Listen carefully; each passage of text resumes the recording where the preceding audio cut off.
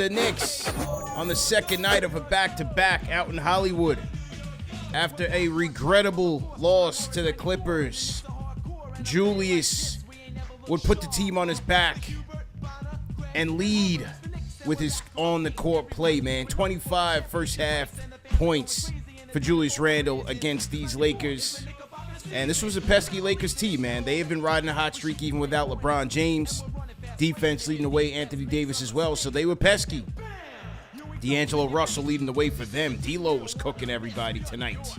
But in the fourth quarter, when the Knicks needed it the most, RJ, Broadway, Barrett, with 13 of his 30 points, would get activated. And that was enough to help the Knicks close out the Lakers, man. 112-108. 33 points for Julius Randle. 30 points for RJ Barrett. No Jalen Brunson, and the Knicks' big two delivered in crunch time, man, for a 112-108 victory. Win number 40 on the campaign, and a much-needed win tonight, man.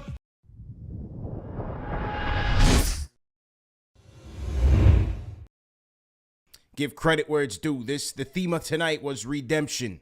It was redemption for Julius Randle after a regrettable implosion against the Clippers the night before. Led with his play on the court. I love Julius's approach tonight. Very aggressive.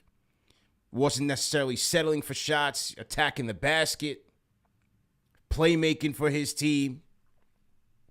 Great job by Julius. 25 points in the first half alone. Finishes with 33 points and 11-24 shooting. 5 dimes, 8 rebounds, and a steal. Great game by Julius. Great bounce back when the team desperately needed him. But boy, oh boy, in that fourth quarter, man, shout out to RJ Barrett. As I said, 13 of his 30 points. RJ was cooking all night, finishing very well. 12 of 27 shooting from the field. 5 or 6 from the charity stripe, 6 rebounds for RJ, 30 points overall. And, look, this was much needed by him.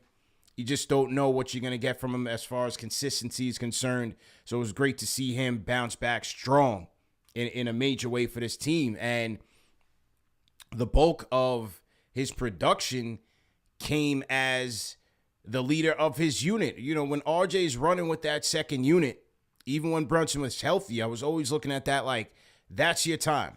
That is your opportunity to assert yourself, to be that guy for that unit, to be the star in that role.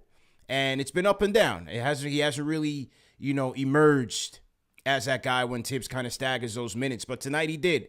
And give credit, we'll talk about the bench in a little bit, but give credit to RJ, man, because I thought he did a great job leading that unit. One of the plays I really liked with him was not even his scoring, but when the Lakers went into a zone, occasionally in this game to ice out the Knicks, who struggled shooting. But I thought RJ did a good job on one play, especially in the second half of at the nail, dribbling into the middle of the paint to collapse the zone a little bit. Then he kicks it to Josh Hart, who got a wide open 3 from the elbow for that. So I thought that was a smart heads up play by RJ. Just very aggressive in his attack. Very steady, under control, and he did a great job tonight, man. Oh boy, did we need this victory? And does winning feel good? Because the Knicks, they stopped the bleeding on a 3-game losing streak, and as you mentioned to show, the Nets had an impressive win tonight. They've won two in a row, 2 tough wins against the Timberwolves and the Nuggets today. Cavaliers won tonight as well. And so, the Heat won a couple nights ago, the Hawks. So, like, all these teams around the Knicks are now starting to, pick up victories. And what timing? When the team doesn't have Jalen Brunson, when you had a bad loss against the Hornets, you lose against the Clippers, and here we go. It's crunch time. And so, one of my keys on the play-by-play, my number one key was all eyes on RJ Barrett, or eyes on Julius Randle, and RJ responded with 30 points, and he left a lot of points on the table too. 1 of 8 from 3, had some bunnies that he could have made. So 30 points and with potential for more. 2 assists, 6 rebounds as well. And so you needed that. And he had a huge three off kind of a weird possession there, down the shot clock. Yeah. At that moment was a big three for the Knicks. So you saw that clutch ability there. So RJ responds, and I'm just, I'm happy that he was able to respond in a big moment on national TV because, as I mentioned on my pregame play-by-play, number one key, I said, listen, it's time for him to step up. It's time. It's time for him to elevate. And again, I've always said, don't have to get 30 points from RJ. That's not my expectations of him. Mm-hmm. But I need more. I need clutch moments. I need consistency. Mm-hmm. I need you to understand that Jalen Brunson is not out there anymore, and that Julius is out there, by himself sometimes. And so I need you to go from third option to number 2 option.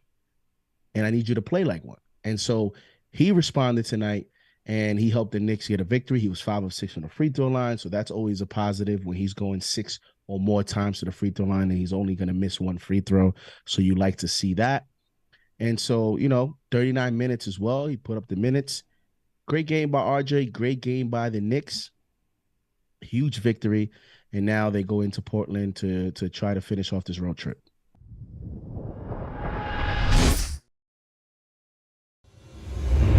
It was a good game tonight, man. Randle and RJ really stepped up. I think, like JD was saying earlier, I think this stretch without Brunson, it's a big test for our bench.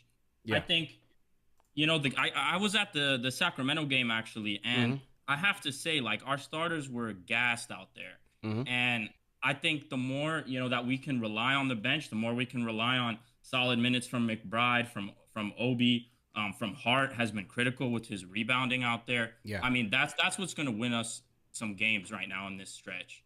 But I mean, I think overall, as fans, we have to have patience right now. We're in a strong position.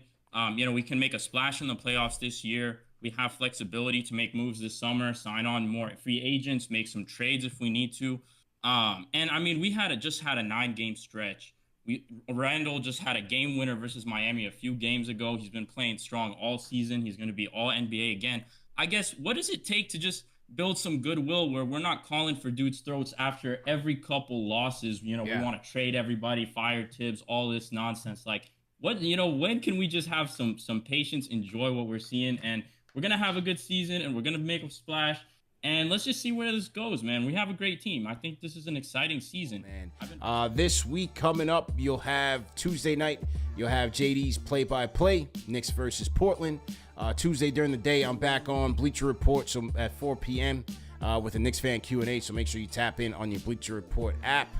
I'll be doing SNY's Putback with Ian Begley on Wednesday. And then in studio with SNY on Friday, man. So make sure you keep it locked to the number one show for the fans, by the fans, KnicksFanTV. CPJD, we out of here. Great show. Peace.